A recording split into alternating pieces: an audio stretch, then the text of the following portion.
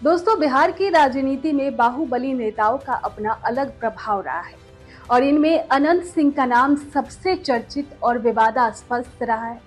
Jail से रिहा होने के बाद वे लगातार ये दावा कर रहे हैं कि आने वाले विधानसभा चुनाव में वे जेडीयू के टिकट पर मैदान में उतरेंगे। उनके इन दावों ने राजनीतिक हलकों में खलबली मचा दी।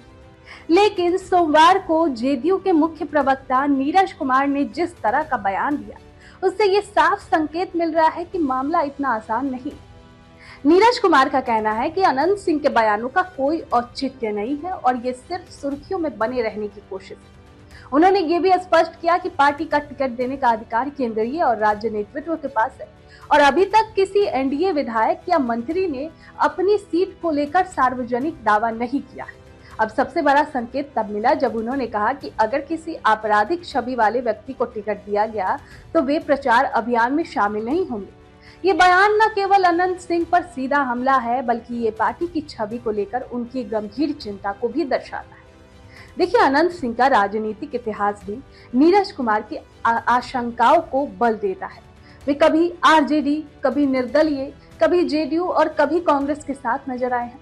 इस तरह का दल बदल उनकी राजनीतिक रणनीति का हिस्सा भले रहा हो, लेकिन उनके ये संदेश जाता है कि वे सत्ता में बने रहने के लिए किसी भी मंच का इस्तेमाल कर सकते हैं। हालांकि राजनीति में जीत दिलाने वाले चेहरे को टिकट देने की परंपरा नहीं है।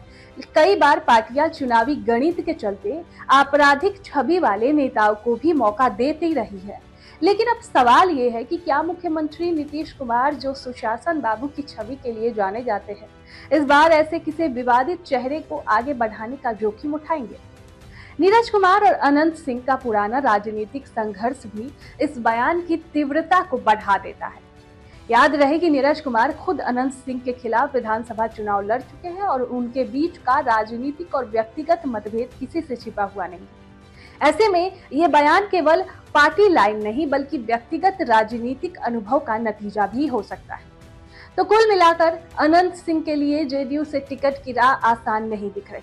पार्टी अगर उन्हें टिकट देती है तो ये संदेश जाएगा कि वोट बैंक की राजनीति में सिद्धांतों से समझौता किया गया है, और अगर नहीं देती तो ये नीतीश कुमार की साफ सुथरी राजनीति के प्रति प्रतिबद्धता का उदाहरण माना जाएगा।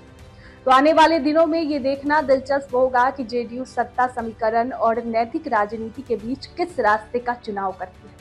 खैर, इस पर आपको क्या लगता है? कमेंट बॉक्स में हमें जरूर बताएं।